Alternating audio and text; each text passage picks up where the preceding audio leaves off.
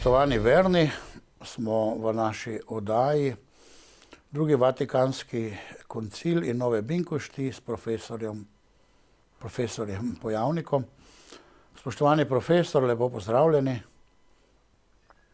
Prisrčno pozdravljeni tudi vi, vsi gledalci in poslušalci.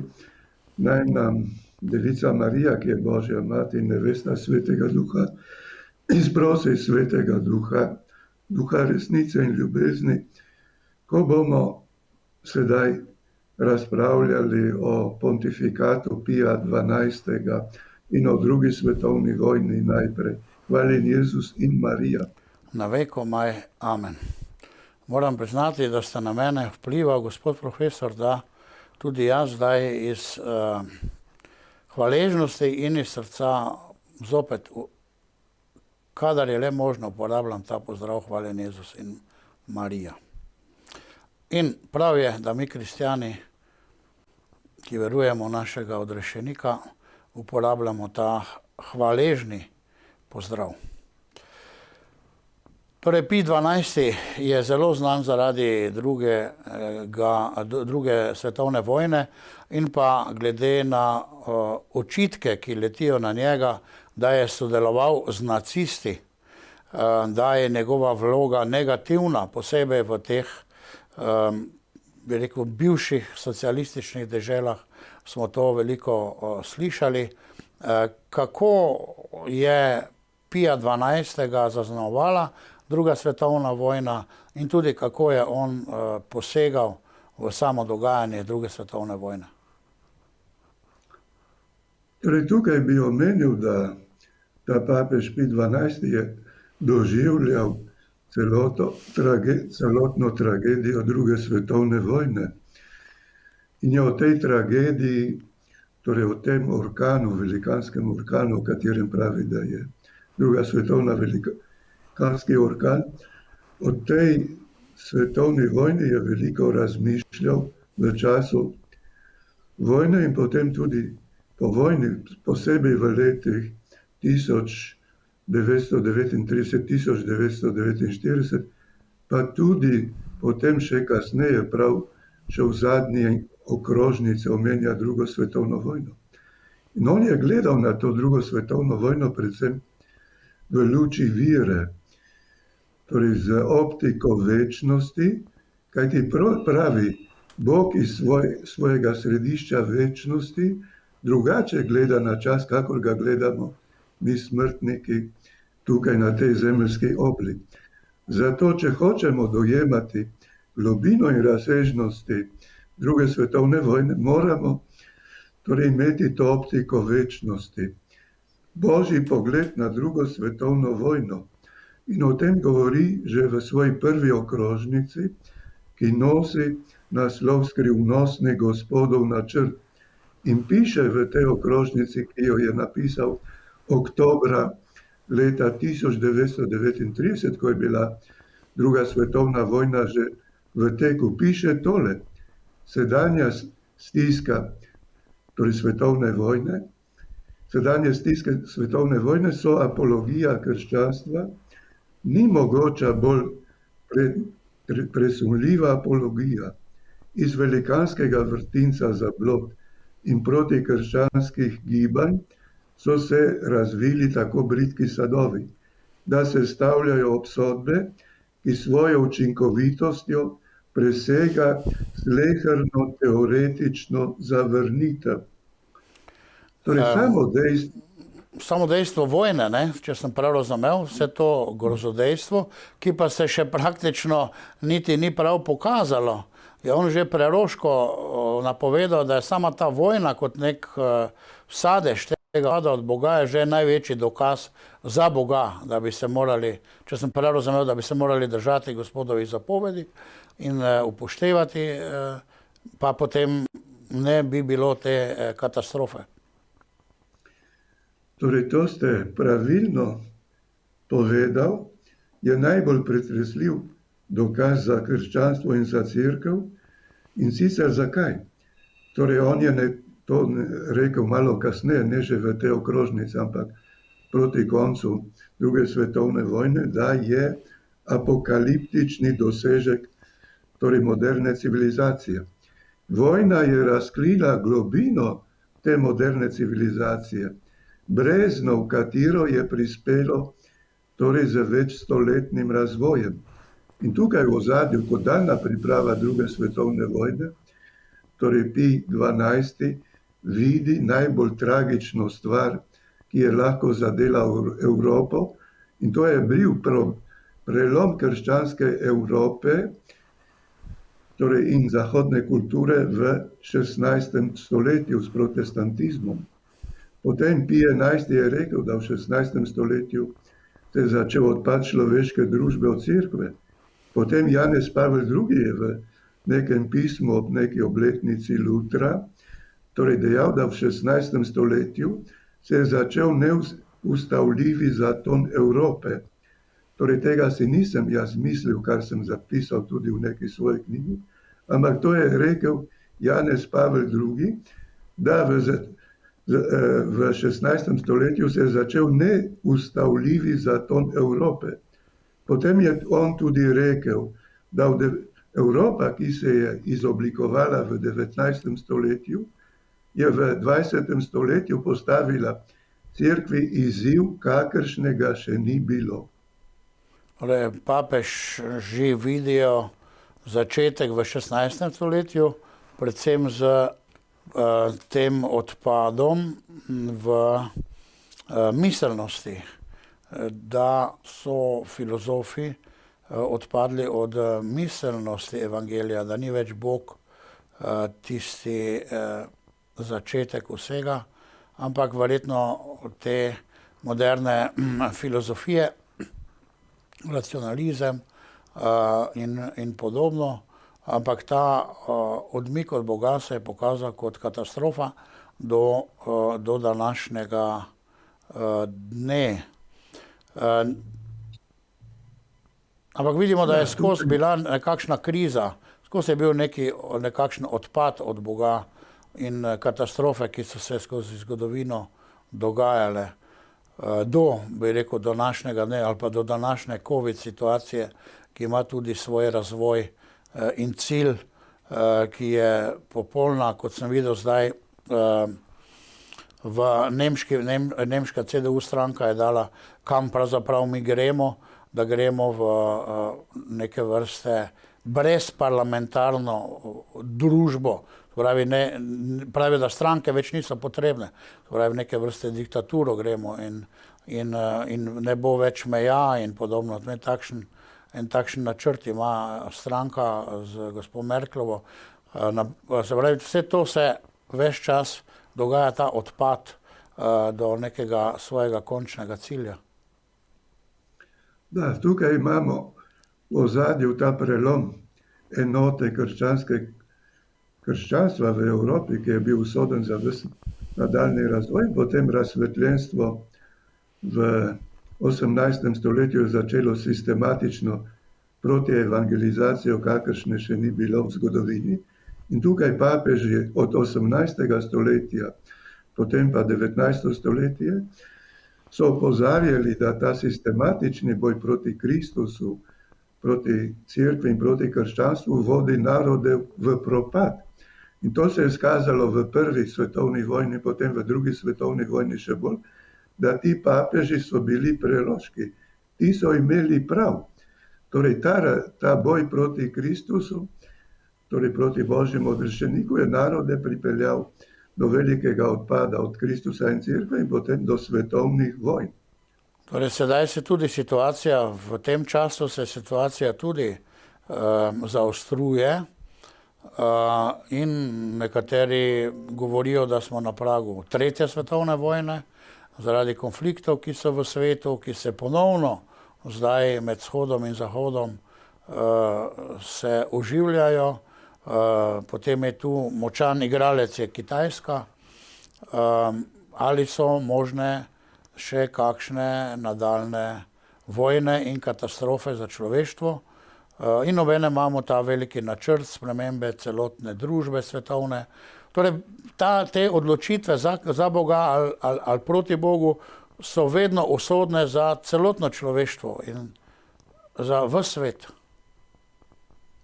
Seveda, ker tukaj se gre za boj med dvema državama, med Božjo državo, torej in Babilonom, Jeruzalemom in Babilonom, in sedaj je prišel čas torej apokalipse, se on pravi, torej da živimo v času apokalipse. Torej, in tudi je imenoval drugo svetovno vojno apokaliptični dosežek moderne civilizacije. In potem je rekel, že sem se čudil, leta 1943, če človeštvo, če narodi ne bodo spremenili svoje smeri svojega gibanja, potem bo prišla tretja svetovna vojna. Poglejte, že leta 1943. Potem je govoril tudi o tej tretji svetovni vojni, ko torej je bila že vržena atomski bombi, sta bili vrženi na Japonsko. Torej on ima en cel govor o strahotnosti teh novih atomskih orožij, potem kemičnih, bioloških orožij, torej in opisuje, kakšna bi bila tretja svetovna vojna, ki bi zemljo spremenila v tohu vabohu. Se pravi, nič. V nič od niča. V prah. Da, tukaj bi omenil to, kar je on rekel, torej prav v zvezi s to drugo svetovno vojno, namreč pravi, naturalizem in materializem sta svojimi zablodami strmoglavila svet v strahotne vojne, v potrditev varljivosti filozofije, ki sloni zgolj na človeških osnovah. Torej, in tukaj bi moral razložiti, kaj je to naturalizem.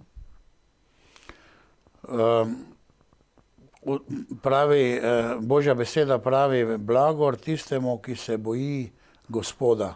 Strah Gospoda je začetek modrosti. Pravi, v tem naturalizmu in pa materializmu pa ni ničesar drugega, kakor samo neka materija, in duša se ne boji posledic svojih amoralnih dejanj in potem pristanejo na vse mogoče zločine, na vse zadnje. Ali je tu ta nevarnost, na materializma in naturalizma? Treba je vedeti to, da naturalizem, kot sem enkrat že razlagal pri Leonu 13. se mi zdi. Torej, naturalizem, da človek je vrh vseh stvari, naturalizem je kult človeka Boga, ki nadomesti kult človeka Boga pisano z veliko.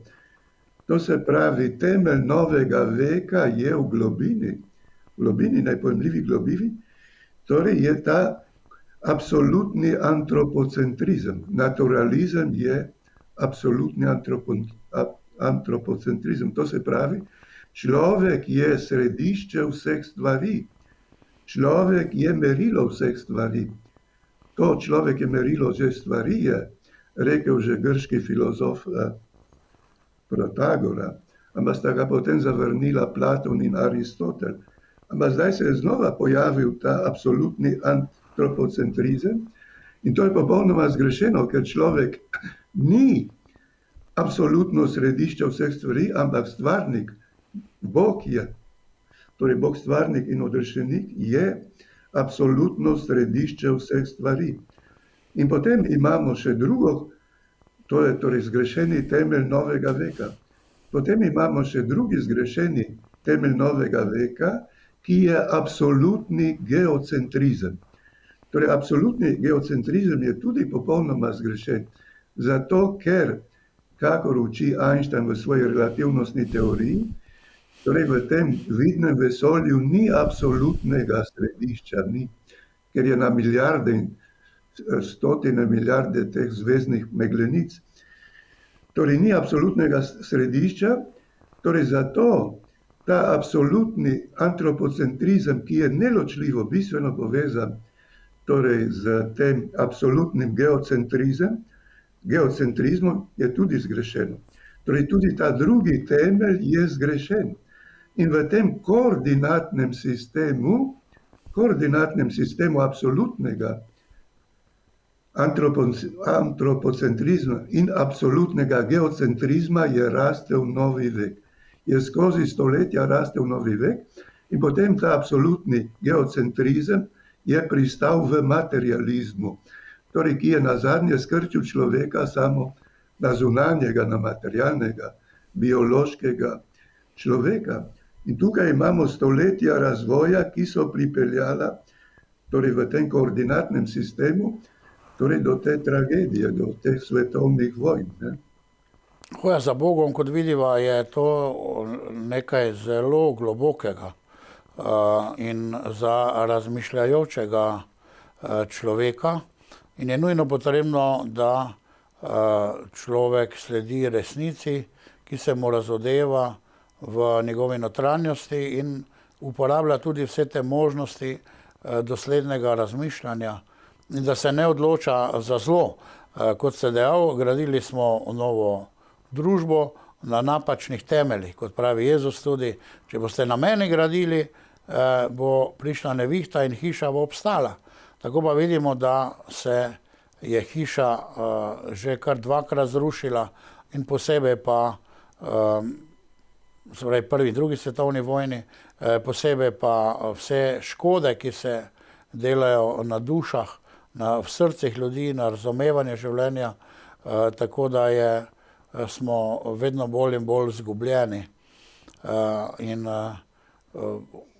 prihodnost Evrope se zdaj v tem trenutku kaže v diktaturi, ki jo nekateri želijo upeljati nad ljudmi, ki ne bodo imeli nobene moči, nobene materialne osnove za svoje pravice in bodo na nek način, kot zdaj se kaže, neko moderno tehnološko suženjstvo, kajti prihajamo na takšno možnost, da bo popolna kontrola nad ljudmi mogoča.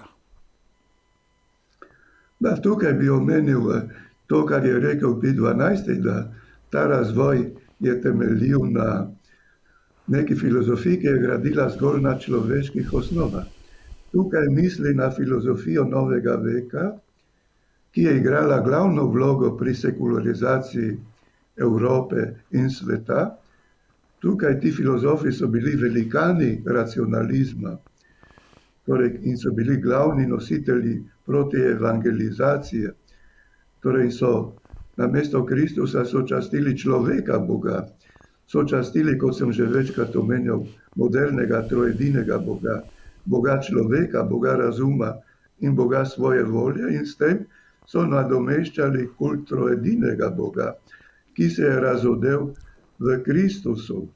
Torej in ta filozofija, ti filozofi so bili glavni nosilci proti evangelizacije, kajti njihova filozofija je postala nosilna struktura te moderne civilizacije, ampak ta filozofija, ti filozofi so se gibali v orbitah absolutnega antropocentrizma in absolutnega geocentrizma. Torej zato je bila vsa ta filozofija zgrešena. Torej zgrešena in je pripeljala do teh katastrof. Kaj pa voditelji držav? Se pravi, voditelji držav, to so bili takrat še monarhi, plemiči ali pa kasneje potem moderne družbe, parlamentarne. Kako to, da so šle v to smer, da je ta smer prevladala? Kajti naprimer tako kot v Sovjetski zvezi je pred revolucijo ljudstvo bilo verno, zelo verno, pobožno. Ampak potem z nastopom teh vladajočih, recimo boljševikov, so pa postali najbolj neverni. Prva država, ki je uzakonila ateizem in ustanovila, se razglasila za ateistično državo na svetu. Kakšna je vloga, bi rekel, majhnega človeka, ki je znotraj države tu pred temi vladarji, ki potem vodijo smer celotnega naroda in usode ljudi? Torej, tukaj moramo omeniti, da ti vladarji novega veka od 17. stoletja naprej, že v Franciji, potem 18. stoletje, v tem 19. stoletju, da to so bili absolutistični vladarji. Oni so imeli krščansko ime, ampak so si hoteli podrediti cerkev. Na vse načine so si hoteli podrediti cerkev, torej papeži so jih opozarjali na nevarnosti, ampak ker je cerkev, kako je rekel Janez 23, cerkev je mistični Kristus, ki živi skozi stoletja, zato v bistvu ti tako imenovani krščanski vladarji so si hoteli podrediti Kristusa. To se pravi, že oni so bili ateisti, samo na zunaj so bili krščanski vladarji, ampak v bistvu, ker so si hoteli podrediti cerkev, so bili ateisti. Zato so oni podlegli tem filozofom. Oni so jih nagrajevali, pa so bili na dvorih in tako naprej. Torej, oni so podpirali ta razvoj in so sami sebi kopali grob. Ne? Torej, niso opazili te velike prevare. Nažalost ne, ker so se upirali torej, tem Petrovim naslednikom, bodisi v 18., bodisi v 19. stoletju. Potem v Avstriji ta Jožef II., ki je torej uničil vse samostane, pa sekulariziral Avstrijo in pripravljal pot francoski revoluciji. Poglejte, je bil krščanski vladar, je hotel ustanoviti nacionalno cerkev. Torej tudi ti vladari so se na svoj način bojevali proti cerkvi, zato torej cerkveno učiteljstvo ni imelo velikega uspeha. Ljudje so bili virni. Ko je šel papež Pij VI na Dunaj, skozi Ljubljano, skozi Vipavsko dolino, torej so bile velike množice, ki so pozdravljale papeža. In potem tudi, ko se je vračal z Dunaja. Ampak na Dunaju ni ničesar dosegel pri tako imenovanem krščanskem vladarju, ki je imel naslov apostolski cesar. Ja, to politično ravnanje pa kaže tudi to, da so ti vladarji živeli amoralno. Vsa ta smetana, ti cesarji. In jaz sem bil presenečen nad francoskim, mislim, da je Ludvik 16. ali 18. bil, ki je tako amoralno živel, da je imel, tam v tem svojem Versailles, je imel celo hišo za svoje ljubice, ki jih je tam redno menjaval, in vsi čarovniki in magi in neki čudni filozofi so bili tam redni člani, in ti ljudje so dejansko zelo odpadli od Boga v najhujših grehih in se niso nič kaj, včasih je potem šel neko spoved ali kaj in malo zdržal, ampak to je bila katastrofa. In to so potem kazali tudi v tej politiki, da so si hoteli podvreči cerkev, kot pravite. Torej, ni šlo za krščanske vladarje, ampak za, antikrščanske vladarje. Da, to imate prav. To je Ludovik 14., to je bil Ludovik 14., ki je zgradil ta dvorec v Varseju in je potem poklical vse plemiče, da so morali biti tam, da jih je imel pod kontrolo. In je pri obedu teh plemičev in z njim je streglo 400 služabnikov. On je imel jutranjo toaleto 2 uri, pri kateri je bilo lahko navzočih 80 gledalcev. 2 uri, pogledajte, jutranjo toaleto. Potem si je podredil francoske škofe, galikanizem. Si je podredil francoske škofe, ki so se z njim bojevali proti papežu. In on se je hotel postaviti nad papeža. Ne? In galikanizem je bil na pohodu do prvega Vatikanskega koncila. Poglejte, kakšne grozne stvari so tako imenovani ti krščanski vladari, ki pa v bistvu so bili ateisti in antiteisti, kakšne stvari so delali. In zato se niso mogli ustaviti temu odpadu, ampak so ga pospeševali. Se pravi, lahko midva konzultirava oziroma naredimo neko rekapitulacijo, da ni krščansko življenje z Bogom vzrok trpljenja ljudi, potem bede, brezpravnosti množic, ampak ravno nasprotno, da je odpad od Boga vladarjev in tudi vlad prinaša potem to bedo in korupcijo in razsulo v življenju države, pa tudi posameznikov. Da, to jasno kaže ta zgodovinski razvoj novega veka, ampak tukaj, kot sem omenil, kot pravi ta papež Pij XII, so imeli ti filozofi, racionalistični velikani, so imeli odločilno vlogo, ker piše v tej prvi okrožnici, govorili so o napredku, ko so nazadovali, o dviganju, ko so se spuščali v globino podzemlja, o vzponu, ko so se pogrezali v sužnost. Niso dojemali ničevosti vsakega človeškega prizadevanja, ki se odpoveduje neskončno modri in očetovski postavi Boga in dvigajočemu nauku ljubezni Kristusa. Ko so trdili, da so pametni, so postali nespametni, kakor pravi apostol Pavel v pismu Rimljanom. Torej, iz tega odlomka je razvidno, da ti filozofi so bili prevajalci, torej nadnaravnega jezika in naravnega jezika vire v nove, torej parcialne in dvoumne duhovne jezike. Torej, in tukaj imamo v ozadju to velikansko jezikovno prevaro, ker izrazi, kako recimo ljubezen, pravičnost, mir, Bog, torej postavijo vsi ti ključni izrazi religije, kulture in družbe, ti izrazi so ostali isti, ampak so prejeli bistveno drugačno vsebino. Recimo izraz svoboda, torej izraz svoboda je nekaj drugega v krščanstvu, kjer gre za nadnaravno in naravno človekovo svobodo v Kristusu, v neskončnem Bogu, in nekaj drugega je pomenil ta izraz svoboda pri filozofih, torej, ker je pomenil ravno nasprotno, torej beg od Kristusa, beg od cerkve, je pomenil sužnost, ne? Je pomenil sužnost, ampak oni so govorili, da gredo v svobodo, ne? In tako tudi na drugih področjih. Gre za besede, ki so iste besede, imajo pa različno razumevanje oziroma različno vsebino. In v okviru tega bi lahko midva rekla, se mi zdi, da samo, bi rekel, krščansko pojmovanje teh pojmov svobode, enakosti, bratstva, recimo,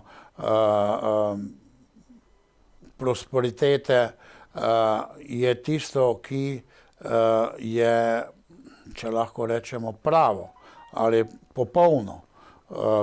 Vsaki drugi pogled pa je na račun človeka in njegove resnične svobode in rešitve. Tako da bi lahko čisto enostavno povedali, držati se evangelija je blagoslov, je resnična sreča, odpad od evangelija pa je propad. Bodisi na ravni držav ali kraljev ali pa posameznika.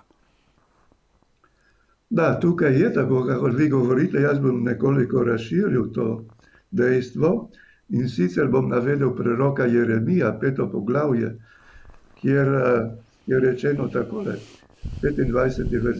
Glej, pripeljem nad vas Izraelova hiša, govori Gospod, narod, ki njegovega jezika ne znaš in ne razumeš, kaj govori. Torej, ta babilonska invazija, Babilonci so seveda govorili drugačen semantični jezik, kakor Izraelci. Ne?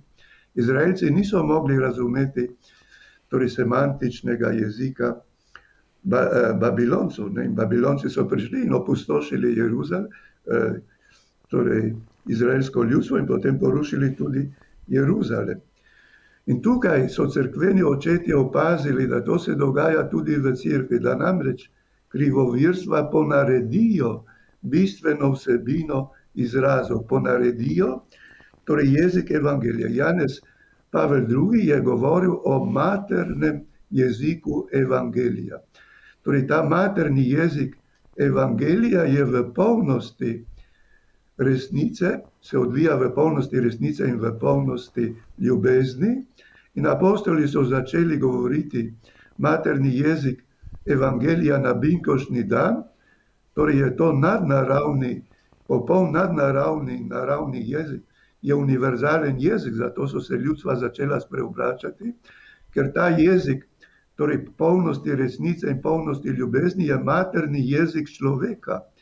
Torej zato je evangelij materni jezik človeka in ravno krivovirci uničijo ta materni jezik, univerzalni jezik evangelija, ki je tudi materni jezik nadnaravne in naravne univerzalne vire, torej v tem peljejo razkole, torej v cerkev in odpad in tako naprej.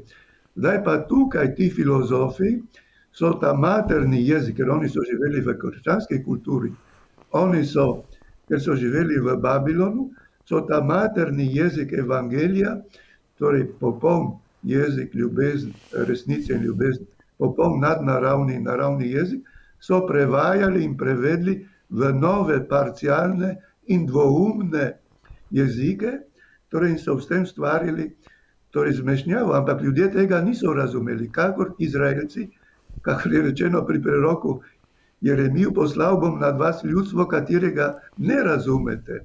In tako so bili ti filozofi, to ljudstvo ali voditelji tega ljudstva, novega babilonskega ljudstva, ki je torej govorilo nove babilonske jezike, ampak ljudje tega niso razumeli.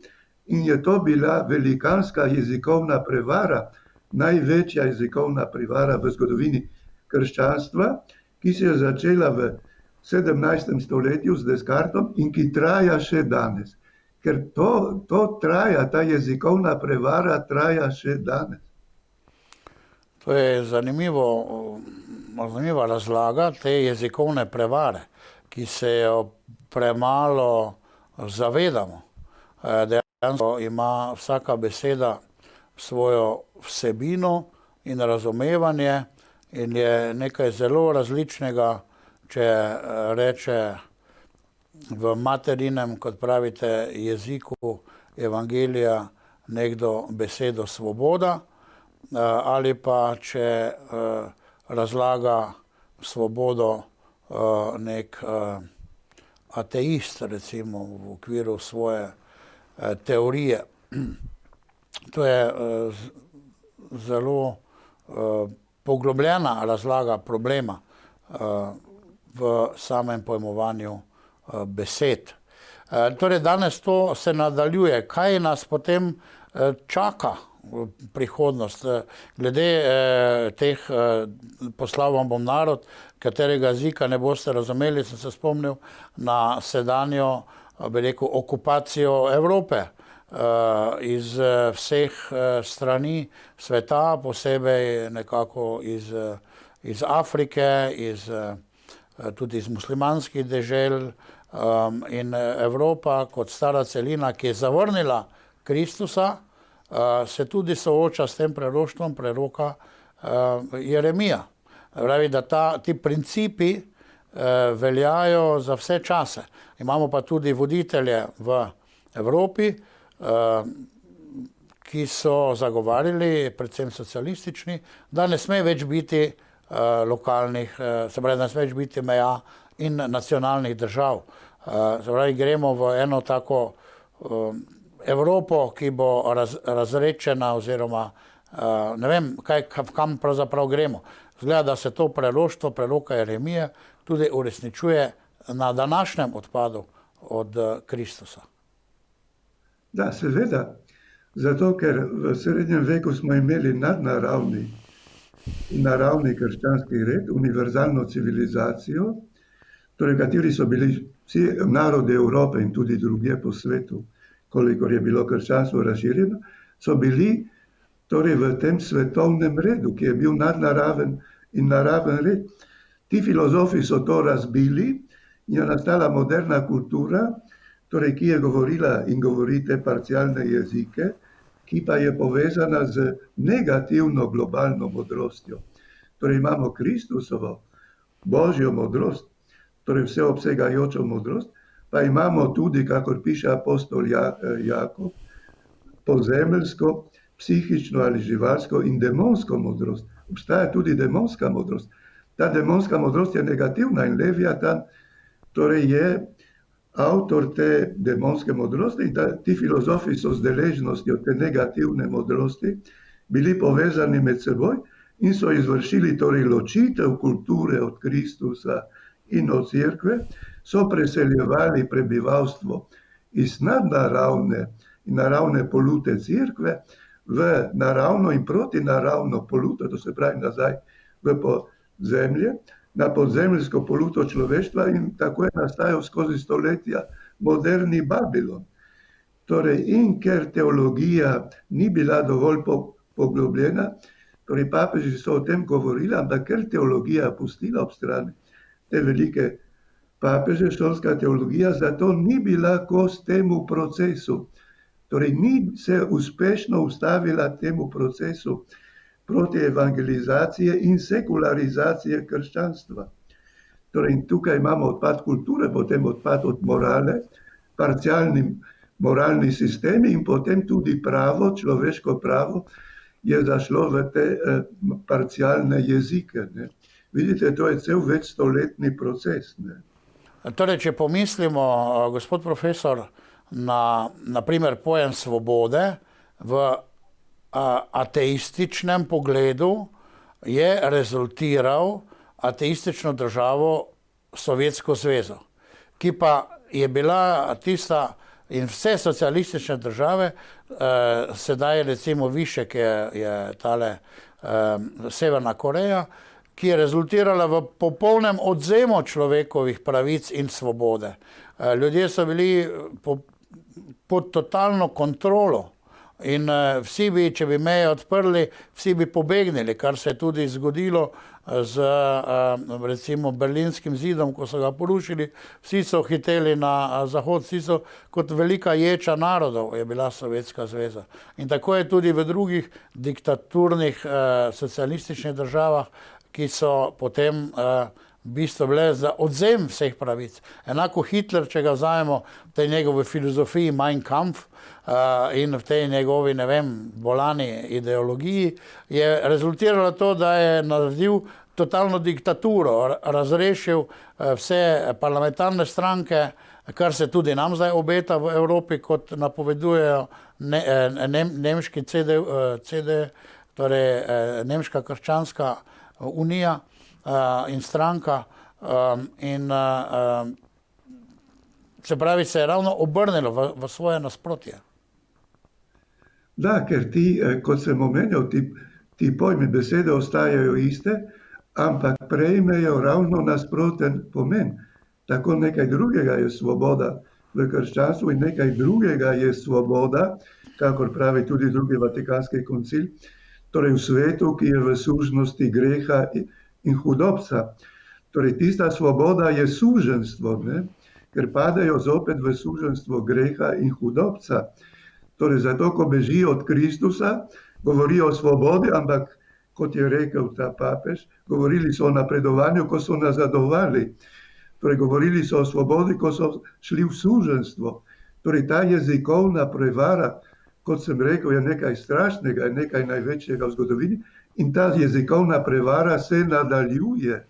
Tukaj gre za veliko tragedijo, ker ti lažnivi preroki, iste besede, to da pomen je popolnoma drugačen. Ker pa ni sedaj neke spremembe smeri,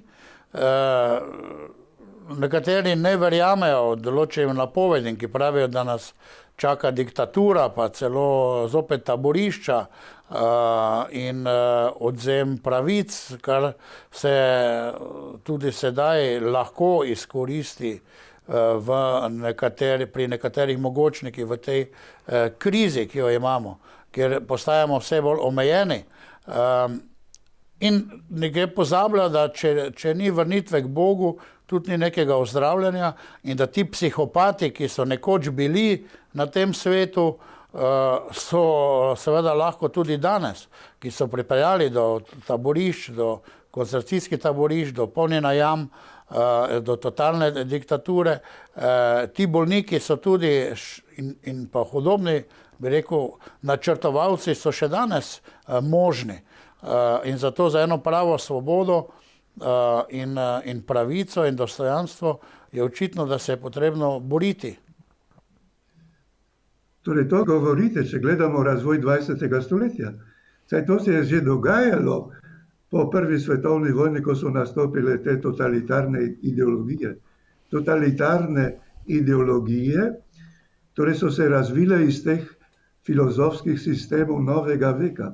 So se razvile v koordinatnem sistemu absolutnega antropocentrizma in absolutnega geocentrizma. In novi vek ni šel iz tega koordinatnega sistema, zato se to ponavlja. Samo se poglablja. Torej, to, kar vi govorite, se je že dogajalo, da so te ideologije mobilizirale svoje preroke. In poglejte, večina ljudi je nasedla. Fašizem v Italiji, večina ljudi je nasedla, potem nacizem v Nemčiji, kako je večina ljudi nasedla tem programom. Torej, in potem te totalitarne ideologije so se bojevale, torej proti krščanstvu, proti cerkvi, proti Kristusu, proti Bogu. Torej, bodisi ne samo na Zahodu, tudi v Sovjetski zvezi. Torej, zato ta jezikovna prevara nismo išli iz te jezikovne prevare. Bo potrebno veliko trpljenje. In veliko trpljenja je že bilo v drugi svetovni vojni, ker ta jezikovna prevara, ti lažnivi preroki so pripeljali do druge svetovne vojne. Tako da je Janez Pavel II. Rekel, v 20. stoletju so lažnivi preroki in lažnivi učitelji dosegli največji možni uspeh. Kaj naj stori posameznik, kristjan, govorim o posameznemu družinskemu očetu, materi, otroku, mladostniku? Torej, kje je rešitev? Tu ni rešitve za enega človeka, ki je vpet v služensko delo od 8 do 16 ure zvečer in na pol zastrupljen, tudi namensko, da se ne more dvigniti. Torej, tu ne vidim možnosti, da se lahko posameznik reši.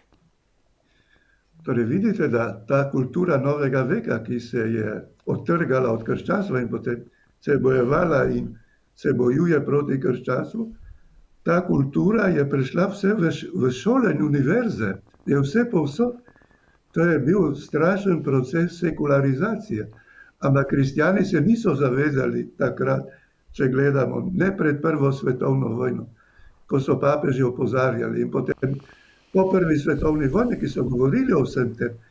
Torej, se niso kristjani zavedali, po moje še škofje so se premalo zavedali, pa teologi so se premalo zavedali, torej usodnosti teh procesov, ampak ti papeži, ki so imeli karizmo Svetega Duha, so v luči večnosti ali z optiko večnosti opozarjali na te usodne procese. Torej, ti usodni procesi se niso zaustavili po tej tragediji druge svetovne vojne, ampak so se nadaljevali. Torej, zato ima prav ta Janez Pavel II. V tej okrožnici Evangelij življenja leta 1995 piše, da v 20. stoletju so lažnivi preroki in lažnivi učitelji dosegli največji možni uspeh. Tudi totalitarne ideologije ne bi dosegle tega uspeha, če ne bi mobilizirale vojsk svojih prerokov, ki so širili te ideologije. Vidite, kako je vse to povezano. Kako naj se reši en posamezni človek? To je zelo težko vprašanje. Edino z nadnaravno vero, torej z molitvijo.